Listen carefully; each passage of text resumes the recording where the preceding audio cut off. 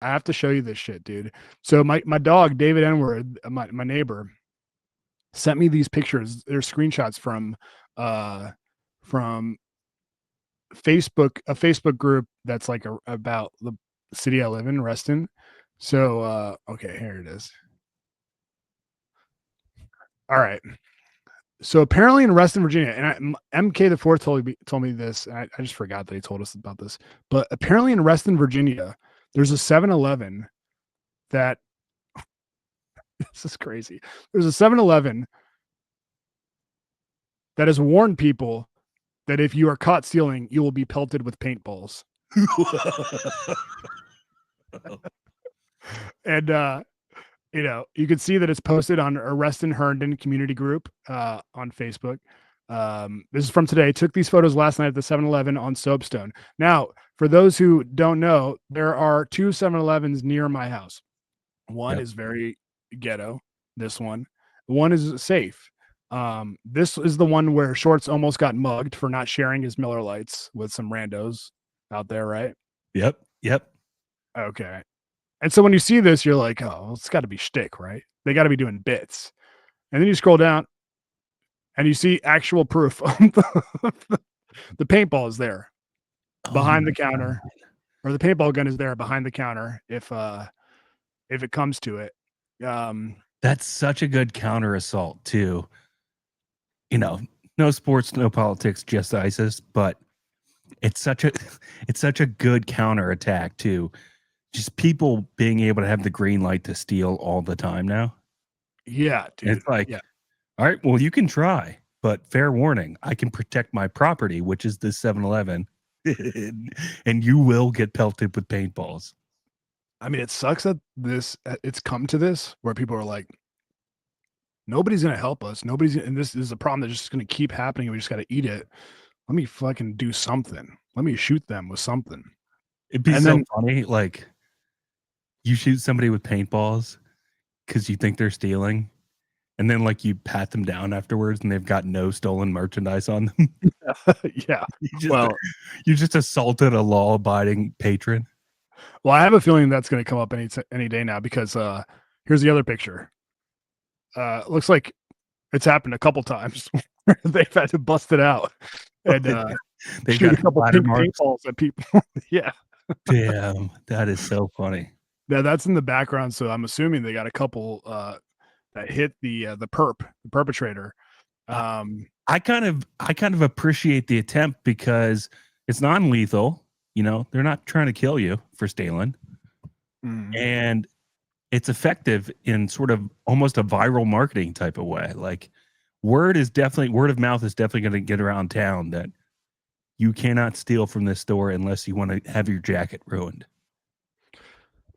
I never thought about that. The jacket ruined part of it because I was thinking strictly like pain factor, and I was like, paintballs hurt, but not enough to deter somebody from stealing like a 12-pack. But you know, some brothers definitely care about their Nike tech or whatever it is they're wearing, and ooh, Oathman, assuming they're brothers, that's one of these moments. Oh, I meant brothers like in Christ, like people who follow Islam. No, yeah, you're right. I'm sorry. They definitely shoot Mexicans too. That's what I meant.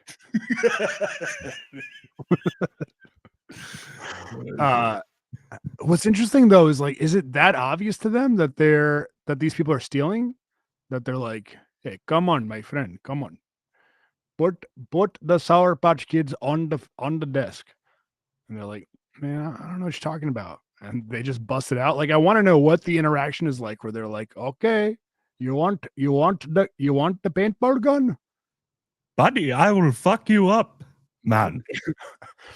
So you're all for Indian dudes. He's definitely going to say bro so many times. Bro, I will fuck you up, bro. I've got my paintball gun, bro. Don't make me pull out the gat. Don't. I will be pulling out the gat, and you will. So you're all for this?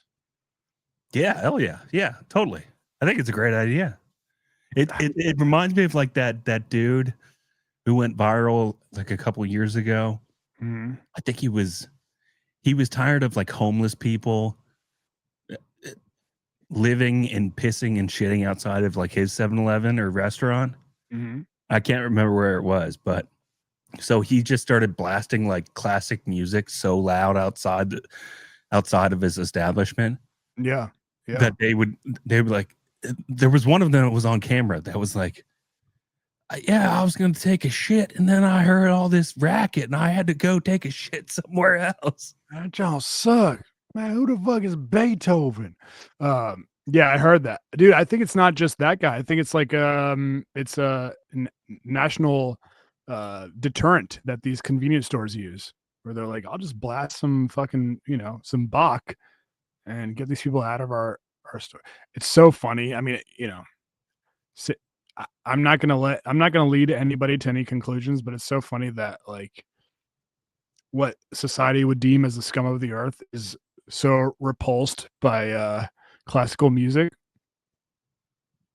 What? I didn't say any genders or races or anything like that. I'm just talking about like that's what people think about homeless people, whether they're right or not. I mean, it's just there's plenty of white homeless people, dude. Stop. Don't look at me like that. I'm just Where's my stop sign? It's over there. Yeah. I'm surprised you didn't use it on Friday. I brought it out. Oh fuck, I didn't know that. Okay, so you know what's gonna happen though, unfortunately. What's gonna happen is I guarantee you this guy's gonna shoot somebody with the paintball gun. And it may be somebody who didn't steal anything, and it may be somebody who did. And he's gonna get in trouble for it because he fucks him up, or the guy didn't actually steal something, or a lawsuit. I mean, how about that? Yeah, and it's gonna backfire. But I doubt somebody who's stealing is filing lawsuits. I don't know. I mean, sometimes people just look at it as like a payday. They're like, "Oh yes, finally, I can, make some money for free." Ambulance chasers, dude. True, maybe. Maybe that's a good story though. I mean, I like to see shit like that. It's hard. I'm sure it's really tough for business owners in that situation. Like, what are you supposed to do? I mean, there's so many. Look, no sports, no politics, just ISIS, obviously. But there's so many businesses leaving big cities, and there's pretty much only one reason why. So, and it's what's like that reason for us? Well, they're handcuffed by whatever the local laws are. Oh. To not to be able to do anything. My dad, he's retired now, so I can say this. My dad worked at 100 grocery stores through the years, right? Yeah.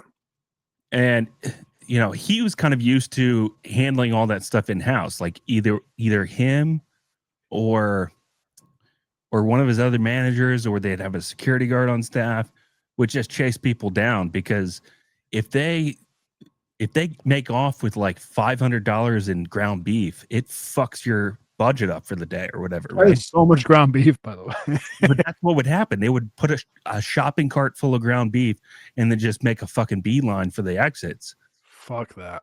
But then towards the end, like he couldn't, because of the company that he worked for, their policy, the company that, by the way, is now based in like fucking Denmark. So they have no idea what's going on in the US. Yeah. Right.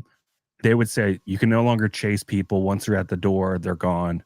You can't even apprehend them. And he's like, I don't want to do this shit anymore. I want to retire. This sucks. That's crazy, dude. But it would just be open season every day, just like that. So I say from that perspective, I understand what it's like to be the business owner in that situation where there's nothing you can do. That's fucking terrible. Bro, that would make me so mad if I was the business owner. Actually, even if I was just like a security guard dude and someone just walked in and stole a bunch of shit and I just had to let it go, I'd be so salty. Like, oh, yeah. I don't know. Ron Mexico says any other type of music and they would have started clubbing. I didn't say that. I didn't say that. Dave Slizot, does Morocco still just cut the hands off of thieves? That's funny. I think other countries do that, but no, I don't think Morocco does that. I'll steal something when I'm there next year and let you guys know. Ramex, didn't you tell a story where he was proud he caught someone stealing? Yes, that was towards the end when they got him in the store. or something. I forget how it worked out, but yes, you're right. He probably, if I had to imagine, skirted the rules because he was fed up. So whatever happens, yeah, he caught an Asian dude. His name was like Ting Lee or something like that. Oh, I did want some nerder. Yeah, that was a throwback. I forgot about that. Good memory, Ron. Shit, what was I gonna say?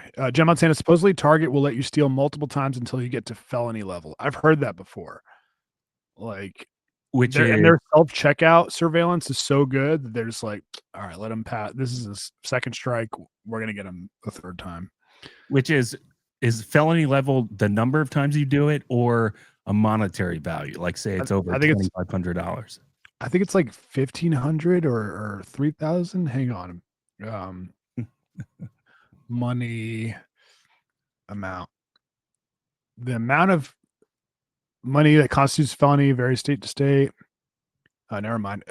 Threshold is between 500 and 1,000. Okay. So yeah, that's interesting. Yeah, dude. Anyways, you know, I've seen this happen a couple times on that dude Khalid Atap's YouTube channel, the dude that runs the convenience store in Southside Chicago. Yeah. And he always like catches these dudes because he's got cameras everywhere and he's just watching what. And I got to imagine that when you do that like every day for 10 plus years, just run a convenience store, you can like kind of pick up on cues and stuff like that. Oh, And definitely. yeah, yeah. So he does a bit where anytime somebody steals something, he'll tell them to, hey man, just I saw you put in your pocket, just blah blah blah. And they like go crazy, and he always locks the door. He locks the door to the establishment. And he's like, all right, well, we can call the cops, or you can just give it back to me. And he's behind a bulletproof glass, so he's not worried about getting, beat up or anything like that. Oh, so he's got like a locking mechanism from behind the counter where he is. Yeah. They're like, let me go. I ain't steal shit. He's like, all right, well, we can call the cops and have them check it out, or just admit you're wrong. That's awesome. That's great. Yeah. But I mean, it's double-edged sword because I'm sure in their position, they're not trusting that he's going to let them off scot-free. Because it's like, then they've admitted it on camera. I stole from you. Here's your candy bar back. That's true. Yeah, maybe.